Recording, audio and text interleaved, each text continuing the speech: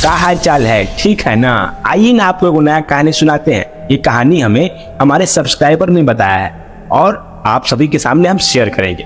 तो ये कहानी बिहार के एक छोटे से जिला, जिस जिला का नाम वैशाली जिला है, उस गांव में एक परिवार रहा करते थे। उस परिवार में उसके परिवार मामूली परिवार नहीं थे। परिवार जो थे वो एक बहुत ही जमींदार और काफी अच्छे परिवार रहा करते थे। और उनका 5 बेटा था। एक बेटा वो गवर्नमेंट जॉब, दूसरा बेटा वो भी गवर्नमेंट जॉब। उनकी जो 3 बेटे थे वो सभी लोग जॉब वाले थे। और एक बेटा था वो कलकत्ता में बिचाली का फैक्ट्री था। बिचाली जो होता है धान के पेड़ जो होता है उसको कहा जाता है बिचाली। वो बिचाली फैक्ट्री उसका था। और उसका जो सबसे छोटा बेटा था वो गांव में खेती वगैरह करता था और उसका एक दूध का डेयरी था। कम से कम 100-150 उसके पास भैंस गाय वगैरह उसके पास रहा करते थे। उसके यहाँ कुछ लोग काम भी करते और उसके पास जमीन वगैरह बहुत था। और जितने भी भाई का जमीन था वो सब जमीन में खेती वही करता था। और अचानक से एक दिन क्या हुआ कि उनके जो पिताजी थे वो डेथ कर जाते हैं, वो मृत्यु हो जाती है उनकी। उनके मरने के बाद वो सभी काम को जो भी होता था सब थे बड़े, पर काम पूरा छोटा करता था। तो सब छोटा काम पूरा करता था। तो जो लोग जो बड़े भाई थे उसके वो अपने अपने बिजनेस में लग गए। जो नौकरी वाले थे वो नौकरी में चले गए। और वो छोटा बेटा था वो सारा काम धाम यहाँ का सब चीज उसके जिम में चले गया। जो तिजोरी का चाबी था वो उसके पास आ गया। जब उसके पास तिजोरी का चाबी आया तो सभी चीज को मेंटेन करता था पूरा ईमानदारी से। पर उसके अंदर में एक छोटा सा चीज था, वो बहुत ही कंजूस था। तो अपने परिवार को काफी अच्छा से चलाता था, बहुत अच्छा से। जो भी होता था वो सभी चीज को एकदम बारीकी से सभी चीज को थोड़ा थोड़ा करके खर्च करता। तो उसके इस बार आम की खेती काफी बढ़िया हुई थी। उसका एक आम का बगीचा था।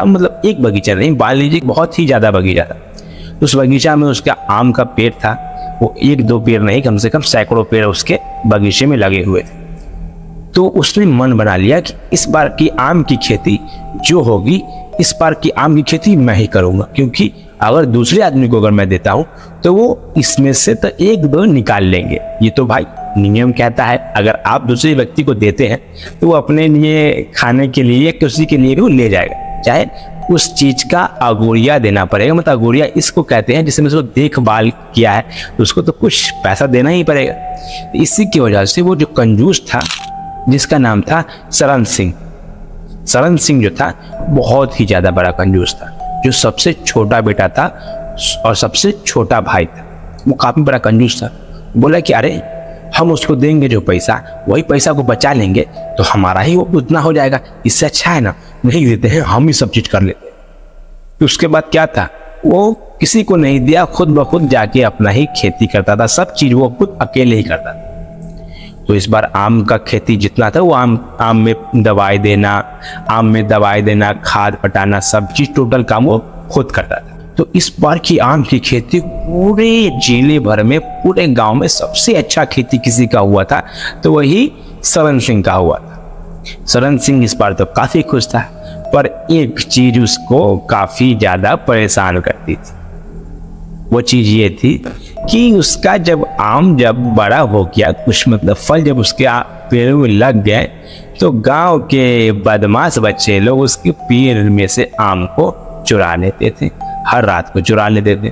तो वहाँ के एक बुजुर्ग व्यक्ति ने उनको बोला कि देख शरण सिंह, ऐसा कर, मेरा एक छोटा बेटा है उसको अगोरिया के लिए यहाँ रख दे और तेरा जितना आम है वो सब बच जाएगा। तो शरण सिंह बोले, हमको पागल समझते हैं काका, हम ही रह जाएंगे तो नहीं होगा। तो वो जो बूढ़े व्यक्ति थे, बुजुर्ग व्यक्ति, वो बोले कि अरे तुम्हारे पास तो इतना पैसा है, इतना धन है, इतना संपत्ति है, तुम क्यों रहेगा, इससे अच्छा तुम मेरे बेटे को रख दो, कुछ दे देना उसको। तो शरण सिंह थे वो बोले, अरे पागल समझते हैं बाबा, अरे उसके जगह पर हम खट लेंगे तो कोई दिक्कत है, खाली सोना ना है। अरे मेरा नाम सुन के अच्छा आदमी कांप जाएगा और वहां पर जब मैं सोऊंगा तो कोई चुराने नहीं आएगा। तो उसके बाद बूढ़े व्यक्ति बोलते कि भाई तुम जो करो बेटा, मैं तो तुझे एक सुझाव दे दिया हूँ। उसके बाद वो शरण सिंह जब दूध नापने के बाद अपने घर पे आते हैं। घर पे आने के बाद जो पूरे रास्ते में जो वारदात हुआ वो सभी चीज को बताते हैं अपने बीबी को। जब बताते हैं तो उनकी बीबी जो थी वो काफ़ी खूबसूरत, काफ़ी भोली, काफ़ी अच्छी थी और काफ़ी बहुत अच्छी थी। तो वो भी बोले कि देखिए, वो भी तो सही बात बोले हैं, ऐसा कीजिए ना आप, इस पर आम जो बगीचा में लगा है, जो खेती जो था, जितना काम था वो आप कर रही है, हाँ, पर अगोरिया के लिए और देखभाल के लिए किसी दूसरे व्यक्ति को आप दे दीजिए, इसलिए कि आप भी थक जाते हैं और आपको भी थोड़ा बहुत आराम मिल जाएगा। तो बोला कि नहीं जी, आप नहीं समझते हैं, पैसा का बहुत महत्व है अभी के दौर में, हम तो कर लेंगे, तुम टेंशन मत लो, तुम चिंता मत करो, इस चीज को हम कर लेंगे। उसके बाद वो कर लेंगे, वो बात भूल दिया, हम कर लेंगे। उसके बाद उनकी जो बीबी थी वो बोली कि आपके पास दिमाग है कि नहीं, आप आदमी है कि मशीन है जी, आप हमें समय तो देते नहीं है, सिर्फ कभी खेत, कभी बैल, कभी भैंस, कभी कुछ अब लगे रहते हैं, अरे हमें भी समय दीजिए। तो वो जो शरण सिंह थे वो बोले अरे समय तो लगा रहेगा, जब हमारा खेती नहीं होगा उस समय तो हम तुम्हें दे दूंगा, अभी तो खेती कर लेता हूँ क्योंकि अभी सीजन का समय है। तो उसके बाद उनकी बीबी ने बोला कि देखिए, जो आपको करना है कीजिए, पर हाँ, बागीचा में जाके सोने का भी दिमाग में ख्याल भी नहीं डालिएगा, क्योंकि मैंने सुना है कि आम के बागीचे में काफी तरह तरह के मतलब भूत प्रेत और डाइन वगैरह, पिशाच और काफी मतलब खतरनाक चीज रहते हैं। और उसके बाद शरण सिंह ने बोला अरे तू पागल है, मेरा नाम शरण सिंह है, अच्छे भूत को मैंने भगा दिया, यहाँ तो चुड़ैल रहे या पिशाच रहे, मुझसे कोई डर नहीं। तो ये बात सुन के उनकी जो बीबी थी बोलती कि आप नहीं जानते हैं, ये सब होता है, मैं मानती हूँ, और वो जो हमारे पहाड़ी वाले बाबा है उन्होंने ये बात बताया। तो उसके बाद शरण सिंह बोले कि पहाड़ी वाले बाबा पहाड़ पे रहते हैं, हम लोग नीचे रहते हैं, गाछी में रहते हैं, उसके बाद जंगल में रहते हैं, तुम चिंता मत करो, हम जाते हैं।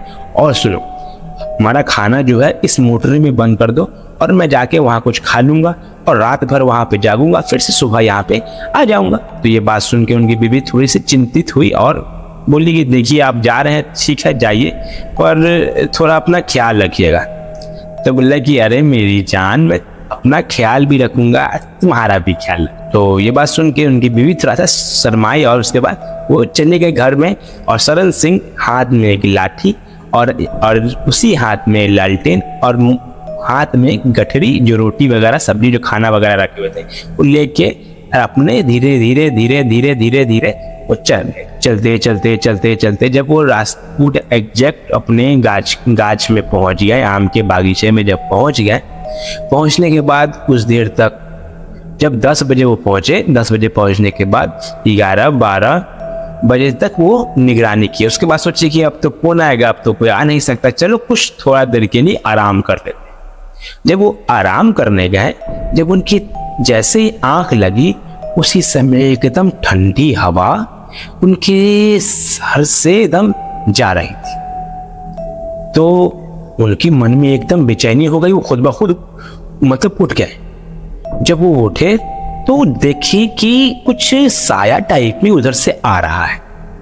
तो फिर से अपनी आंखों को थोड़ा सा साफ करके जब वहां पर देखे, लाल साड़ी और पैरों में छन और वो उनकी ओर आ रही थी। तो उसके बाद शरण सिंह थे, वो बोले कि अरे इतनी देर रात में ये औरत यहाँ क्या कर रही है। तो उसने बोला कि कौन हो। तो बोले कि मैं हूं, मुझे पहचाना नहीं। तो शरण सिंह बोले ये तो मेरी बीबी का आवाज है। अरे तुम यहाँ क्या कर रही हो, यहाँ आओ। तो वो जो चुड़ैल थी वो उनकी बीवी का शकल धारण करके उनके यहाँ पे आई हुई थी। जैसी वो आई तो जब वो उनके बगल में बैठी तो वो उनकी बीवी के तौर पर और बालों में कचरा और इतना खूबसूरत, जिनकी बीवी से भी ज्यादा खूबसूरत, मतलब उनको मोहित कर ली थी वो चुड़ैल। और उसके बाद वो जो शरण सिंह थे उनको तो लग रहा था कि मेरी बीवी है, पर यहाँ पर वो एक चुड़ैल थी और उनको लग रहा था कि मेरी बीवी है, कोई दिक्कत नहीं है। उसके बाद उसको बोले कि अब आ ही गई हो तो मेरा पैर हाथ जा दो और काफी बदन हाथ दर्द कर रहा है। तो चुड़ैल ने बोला, जो उसकी बीबी के रूप में आई थी, बोले कि क्यों नहीं, आप सो जाइए, मैं आपका मालिश कर देती हूँ बहुत बढ़िया से।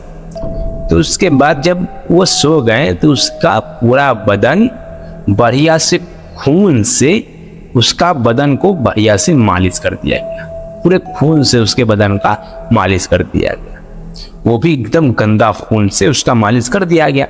उसके बाद वो सुबह उठे। सुबह उठने के बाद वो जब अपने बदन में देखे तो उनको थोड़ा सा बदबू आ रहा, पर वो पूरे तरीका से वो चुड़ैल के वश में थे, तो वो बदबू भी उनको एक खुशबू के तौर पर लग रहा। जब अपने बागीचे से निकल रहे थे तो कुछ लोग उनको देख के हंसने लगे और बोले कि अरे सरन सिंह, तुम अपने बदन में खून क्यों लगाए हुए हो? तो सरन सिंह उन लोगों के बातों को मतलब ज्यादा सोचते नहीं है, उसके बाद चलने लगते हैं। जब वो अपने घर पे आते हैं तो उनकी माँ जो थी वो देख के बोले, अरे सरन, तू आज खून की होली खेलने आया है क्या? तू तो गया था आम का देखवाली करने, ये क्या हाल बना के आ गया है तू? तो सरन सिंह अपने शरीर को देखते हैं तो उसके बाद उसका जो वश था जो चुड़ैल का वो टूट गया। उसके बाद वो नहा लिए, सोचे कि अरे कुछ जानवर वगैरह मर गया होगा तो वैसे खून मेरे बदन पे गिर गया है। तो जब वो नहा लिए, एक दिन वही, दूसरा दिन भी वही, तीसरे दिन, मतलब मान लीजिए वो काम पूरे एक हफ्ता तक उनके साथ होता रहा। और उनका जो शरीर था वो शरीर मान लीजिए एक जो मुस्टंडे एक सरन सिंह थे वो पतली से व्यक्ति बन गए, एकदम पतला, उनकी आंख वगैरह सब मतलब थोड़ा सा धंसने लगा। तो उनके बीवी ने उनको बोला कि मत जाइए, पर वो बोले कि नहीं, आम का सीजन है, मैं जाता हूँ। वो उन सभी का बात काट के आम की गाछी में जाने लगे, पेड़ बागीचा में जाने लगे। तो एक दिन वहां के एक तांत्रिक जो उस गांव में आए थे वो बोले कि अरे सरन, तुम इधर आओ, तो तुम इतना पतला कैसे हो गया? उस बार मेला जो लगा था उस मेला में मैं भी आया था और तुम भी आए थे, मैं तो तुम्हें देखा था, तो तुम तो पहलवानी में इतने अच्छे थे कि तुमने कितने पहलवान को पछाड़ दिया, और अभी तुम्हारा हालत देख के मुझे तो लग रहा है तुमको तो मैं अगर फूंक दो तो तुम गिर जाओगे। तो उसने बोला ऐसा ऐसा जो वहां पे हुआ था वो सारा चीज उसको बताया कि बाबा देखिए ऐसा सा बात है, मैं जब भी सोता हूँ मेरी बीवी मेरे पास आती है रात में और सुबह होने से पहले वो वहाँ से चली जाती है, और ये चीज़ मैं अपनी बीवी से बोलता हूँ तो बीवी कुछ नहीं बोलती है। बीवी मतलब इस बात करना चाहती नहीं है। क्या पता बाबा देखिए मुझे, और हर सुबह में मुझे खून से मालिश किया होता है पूरा बदन हाथ। तो वो बाबा बोले कि ठीक है, अगर ऐसा बात है, ये लो एक धागा का बंडल और ये एक बंसी है, जब वो तुम्हारे समक्ष आए, तुम्हारे पास आए, तो उसके साड़ी में ये बंसी लगा देना। तो ये बात सुन के वो अपने हाथ में वही धागा और बंसी लेके और उसके बाद फिर से वहीं पर चला गया सोने। फिर वही रात, फिर वही जो चुड़ैल थी उनकी बीवी के रूप में फिर से आए और फिर से उसने बोला कि आप तो आज फिर से थक गए होंगे, आप सो जाइए, मैं आपका शरीर वगैरह जान देती हूँ, थोड़ा सा आपका मालिश वगैरह कर देती। फिर वो सरन सिंह ने बोला ठीक है, आप कर दीजिए, मैं आराम करता हूँ। तो वो सोने का ड्रामा किए थे, सोने का मतलब एक्ट किए थे, और उसके बाद जैसे ही वो औरत उनकी मालिश कर रही थी तो वो जो बंसी था वो लगा दिए उनके साड़ी। वो बंसी का ऐसा जो मछली पकड़ने वाला होता है वो बंसी उसके साड़ी में लगा दी। साड़ी में जब लगा दिए तो सुबह होते होते ही वो उसका तो खून चूस लेती थी और उसको मालूम नहीं पड़ता था कि तभी भी उसने बंसी वो लगा दिया। बट जब बंसी लगा दिया वो डोर छोड़ते रहा। वो एक तार के पेड़, एक बड़ा सा पेड़ होता है बिहार में, और अधिकतर जो गांव इलाका होता है जो एक मतलब केरल वगैरह में एक तार का पेड़ होता है और तारी वगैरह जिससे निकाला जाता है, जो एक तरह से माना जाए जो ड्रीम किया जाता है यहाँ पे हमारे बिहार में। वो तार के पेड़ पे वो जाके रस्सी लास्ट में वहां पे मतलब रुक गया। जब वो तार के पेड़ पर, और माना जाता है अभी नहीं, मतलब उस समय के हिसाब से पहले के समय में जितने भी भूत प्रेत, उसके बाद चुड़ैल और बड़े बड़े पिशाच जो होते थे वो सबसे ऊंचे पेड़ पर रहते थे, क्योंकि उन्हें वहीं पर एक सेफ्टी जोन मिलता था, क्योंकि वहां पर लोगों का काफी कम आवास रहता था। तो वो चुड़ैल जाके वहां पर धागा खत्म हो जाता है। जब वो सुबह उठता है तो वही बाबा उससे पूछते हैं कि हाँ, तुम्हें जो मैंने काम बताया था वो काम तुमने पूरा किया? बोले हाँ बाबा, मैंने तो पूरा काम कर दिया है और आप देखिए। बोले चलो ठीक है।